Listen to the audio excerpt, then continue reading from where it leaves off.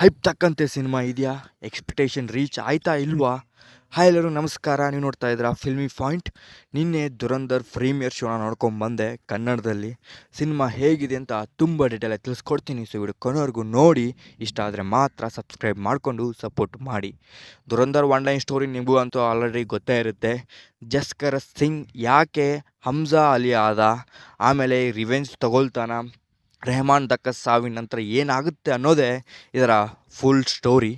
ಸಿನಿಮಾದಲ್ಲಿ ನನಗೆ ಇಷ್ಟ ಆಗಿದ್ದು ಏನು ಗುರು, 4 ಗಂಟೆ ಇದೆ ಅಂದರೂ ಕೂಡ ನನಗೆ ಸ್ವಲ್ಪನೂ ಬೋರ್ ಹೊಡಿಲಿಲ್ಲ. ಸಿನಿಮಾ ಸಖತ್ ಎಂಗೇಜಿಂಗ್ ಆಗಿತ್ತು.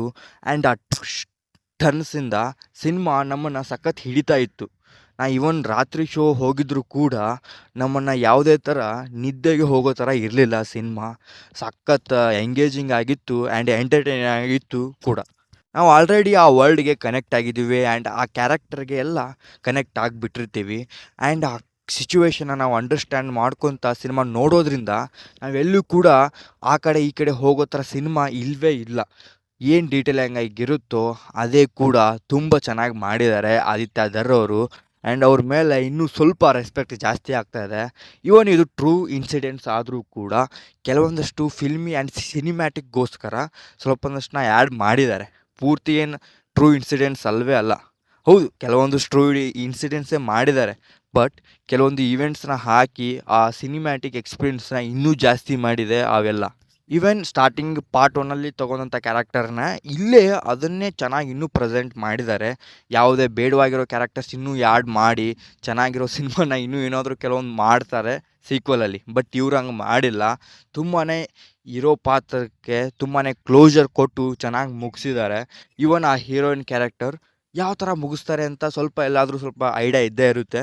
ಬಟ್ ಅಲ್ಲೂ ಕೂಡ ಚೆನ್ನಾಗಿ ಒಂದು ಕ್ಲೋಜರ್ ಕೊಟ್ಟು ಆ ಕ್ಯಾರೆಕ್ಟರ್ನ ಮುಗಿಸಿದ್ದಾರೆ. ಅದಂತೂ ಕೂಡ ಸಖತ್ ಇಷ್ಟ ಆಗುತ್ತೆ. ಲಾಸ್ಟ್ 30 ಮಿನಿಟ್ಸ್ ಸಿನಿಮಾ ಟೋಟಲಾಗಿ ಎಲ್ಲ ಕೂಡ ಸಖತ್ ಎಂಗೇಜಿಂಗ್ ಆಗಿದೆ. ಬಟ್ ಲಾಸ್ಟ್ 30 ಮಿನಿಟ್ಸ್ ಮಾತ್ರ ಅಲ್ಟಿ ಅನ್ಬೋದು. ಅದಂತೂ ಇನ್ನೂ ನನಗೆ ಸಖತ್ ಇಷ್ಟ ಆಗೋಯಿತು. ಈ ಸಿನಿಮಾದ ಮೇನ್ ಏನಪ್ಪ ಅಂದರೆ ನಮಗೊಂದು ಅದು ಇದ್ದೇ ಇರುತ್ತೆ ಎಲ್ಲ ಸಿನಿಮಾ ನೋಡಬೇಕಾದ್ರೆ. ಹಮ್ಜಾ ಏನಾದರೂ ಸಿಕ್ಕಾಕೊಳ್ತಾನ ಅಥವಾ ಇವು ಏನು ಮುಂದೆ ಮಾಡ್ತಾನೆ ಮೂವ್ ಅನ್ನೋದನ್ನು ಅವೆಲ್ಲ ಇಂಟ್ರೆಸ್ಟಿಂಗ್ ಫ್ಯಾಕ್ಟ್ಸು ನಮ್ಮನ್ನು ಸಿನಿಮಾ ಇನ್ನಷ್ಟು ಎಂಗೇಜಿಂಗ್ ಆಗಿ ಇಡೋಂಗೆ ಮಾಡುತ್ತೆ. ಈವನ್ ಕ್ಲೈಮ್ಯಾಕ್ಸ್ ವಾಸ್ ಸಖತ್ತಾಗಿತ್ತು. ನನಗಂತೂ ಆ ಒಂದು ಎಕ್ಸ್ಪೀರಿಯನ್ಸ್ ವಾಸ್ ಸಖತ್. ಈವನ್ ಆ್ಯಕ್ಷನ್ ಸೀನ್ಸ್ಗೂ ಕೂಡ ಒಳ್ಳೆ ಚೆನ್ನಾಗಿ ಕೊಟ್ಟಿದ್ದಾರೆ. ಇವನ್ ಅವು ನೋಡಿದಾಗಲೂ ಕೂಡ ಒಂದು ಮಜಾ ಬರ್ತಾಯಿತ್ತು. ಆ್ಯಕ್ಷನ್ ಸೀಕ್ವೆನ್ಸ್ ತುಂಬ ಇದೆ, ತುಂಬ ರಫ್ ಆಗು ಕೂಡ ಇದೆ ಆ್ಯಂಡ್ ತುಂಬ ಚೆನ್ನಾಗಿದೆ ಕೂಡ. ಅದು ಕೂಡ ಮ್ಯೂಸಿಕ್ ಆ್ಯಂಡ್ ಬ್ಯಾಕ್ಗ್ರೌಂಡ್ ಸ್ಕೋರ್ ಸಿನಿಮಾಗೆ ಸಖತ್ ಹೆಲ್ಪ್ ಮಾಡಿದೆ. ಇವನ್ ನಾವು ಎಲಿವೇಟ್ ಮಾಡೋದಕ್ಕೆ ಕೆಲವೊಂದು ಬಿ ಜಿ ಎಮ್ನ ಹಾಕಿ ಆ ಎಲಿವೇಟ್ ಮಾಡುತ್ತೆ. ಬಟ್ ಇಲ್ಲಿ ಸೀನ್ ಆ ಥರ ಇರೋದ್ರಿಂದ ಅದಕ್ಕೆ ಪರ್ಫೆಕ್ಟ್ ಆಗಿರೋ ಬಿ ಜಿ ಎಮ್ ಬಿದ್ದು ಸಿನಿಮಾನ ಇನ್ನೂ ಎಲಿವೇಟ್ ಮಾಡಿ ಚೆನ್ನಾಗಿ ಹಿಡ್ದಲ್ಲಿ ಕೂರಿಸುತ್ತೆ. ಬ್ಯಾಕ್ಗ್ರೌಂಡ್ ಸ್ಕೋರ್ ಆ್ಯಂಡ್ ಮ್ಯೂಸಿಕ್ ಹಾಡುಗಳು ಕೂಡ ಸಖತ್ ಇಷ್ಟ ಆದವು. ಕನ್ನಡದಲ್ಲಿ ಕೂಡ ನಮಗೇನು ಸ್ವಲ್ಪ ಹಿಡಿತಾ ಆಗ್ಬೋದು, ಸ್ವಲ್ಪ ಚೆನ್ನಾಗೇ ಇದ್ದು ಒಂದು ಲೆಕ್ಕಕ್ಕೆ ನೋಡಿದ್ರೆ.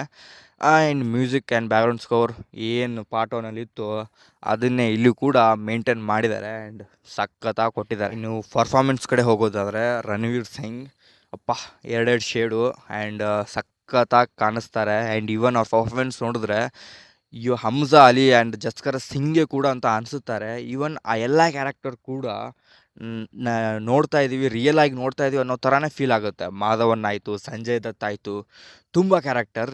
ಇನ್ನೊಂದು ಸ್ವಲ್ಪ ಸ್ಪಾಯ್ಲರ್ ಮಾಡಬಾರ್ದು ಕರೆ ಸ್ವಲ್ಪ ಹೇಳ್ತೀನಿ. ಬಡೇ ಮಿಯಾ ಅಂತ ಅನ್ನೋದನ್ನು ನೀವು ಸಿನಿಮಾದಲ್ಲೇ ಹೋಗಿ ನೋಡಿ ಗೊತ್ತಾಗುತ್ತೆ ಏನು ಕ್ಯಾರೆಕ್ಟರು ಯಾವ ಥರ ಇರುತ್ತೆ ಅಂತ. ಓಕೆ, ನೆಗೆಟಿವ್ಸ್ ಅಂತ ಬಂದರೆ ಇವನ್ ನಾನು ನೋಡಿದಾಗ ಓಕೆ ಸಖತ್ತಾಗಿದೆ ಸಿನಿಮಾ ಪೂರ್ತಿ.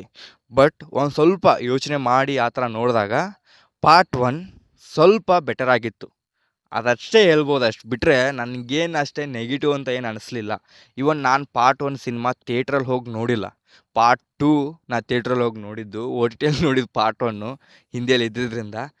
ಸೊ ಇದು ಮಾತ್ರ ನನಗಂತೂ ಸಖತ್ ಗುಡ್ ಎಕ್ಸ್ಪೀರಿಯನ್ಸ್ ಕೊಡ್ತು ಸಿನಿಮಾ. ಅಷ್ಟೇ ನೆಗೆಟಿವ್ ಅಂತ ಏನು ಫೀಲ್ ಆಗಲಿಲ್ಲ. ಯಾಕಂದರೆ ಸಿನಿಮಾ ನಿಮ್ಮ ಎಂಗೇಜಿಂಗ್ ಆಗಿ ಎಂಟರ್ಟೈನ್ಮೆಂಟ್ ಆಗಿ ಮಾಡುತ್ತೆ ಅಂದರೆ ಅಲ್ಲಿ ನೆಗೆಟಿವ್ ಹುಡ್ಕೋಕ್ಕೆ ಆಗಲ್ಲ. ಸೊ ಆ ಥರ ಸಿನಿಮಾ ಇದೆ. ಟೋಟಲ್ ಆಗಿ ಸಿನಿಮಾ ಅಂತೂ ನನಗಂತೂ ಸಖತ್ ಗುಡ್ಡು ಎಕ್ಸ್ಪೀರಿಯನ್ಸ್ ಕೊಟ್ಟು ಥಿಯೇಟ್ರಿಕಲ್ ಎಕ್ಸ್ಪೀರಿಯನ್ಸ್ ಮಾತ್ರ ಸಖತ್ ಅಲ್ಟಿ. ನೀವೇನಾದರೂ ಸಿನಿಮಾ ಹೋಗಿ ನೋಡಿಲ್ಲ ಅಂದರೆ ಹೋಗಿ ನೋಡಿ. ಆದಷ್ಟು ಕನ್ನಡ ಲ್ಯಾಂಗ್ವೇಜಲ್ಲಿ ಇದ್ದರೂ ಕೂಡ ಹೋಗಿ ನೋಡಿ. ಕನ್ನಡ ಡಬ್ಬಿಂಗ್ ಕೂಡ ಚೆನ್ನಾಗಿದೆ ಆ್ಯಂಡ್ ಸಖತ್ತಾಗಿ ಮಾಡಿದ್ದಾರೆ.